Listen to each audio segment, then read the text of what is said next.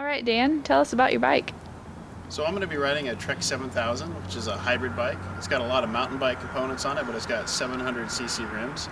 I'm going to be riding 35mm wide tires. I am riding Tour Ride Plus Continental Touring tires. So they're going to be able to stop a lot of the puncture problems that we'll have with the tires. But they also have a nice flat road surface on them, and I don't know if you can see that flat surface versus the knob on the sides. So I'll be able to take some sharper turns, but also be able to run a little faster on the flat. I'm going to be carrying panniers. I've got some Ortlieb waterproof panniers. I'll be carrying those panniers on this, this is Eiffel rack. It's not a very expensive rack, but I've carried it about 4,000 miles now, and this rack seems to be pretty sturdy for aluminum. I've also changed out the cassette. I've got an 8-speed cassette.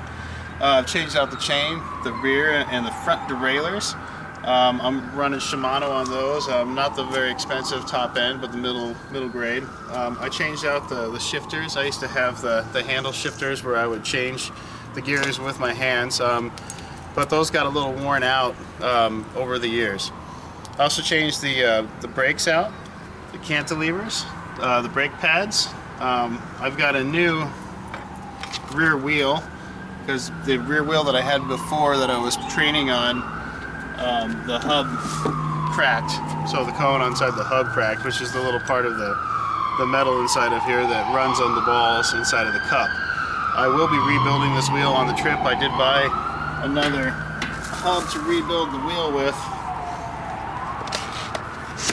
And the good news is that I'll probably be happy that I did it. The bad news is I'll probably need it at some point. So it'll be a mixed bag on that one. I've also brought a lot of extra parts with me. I've brought 40 spokes. I now have to have separate size spokes. I've got spokes that fit this wheel. I've got spokes that fit my front wheel, and I've got spokes that fit this wheel right now. I will be ordering some more spokes on the rebuild of this wheel, so that later on I'll have replacements for this wheel spokes too. I brought another set of pedals. The set of pedals that I'm using right now have a good 3,000 to 4,000 miles on them. I thought it would be a good idea to have another pair because they're starting to get a little worn. And I've also got a rear derailleur hanger just in case, because the last time I had a rear derailleur problem, I lost the rear derailleur hanger too. So it's security to have a little piece of metal like this. You can't hang the rear derailleur off of a bent one, or it won't shift correctly at least. And that's basically it for the bike. I'm taking a whole component of repair, screws, wrenches, bolts, new tires. We've got 12 inner tubes, so we should be okay.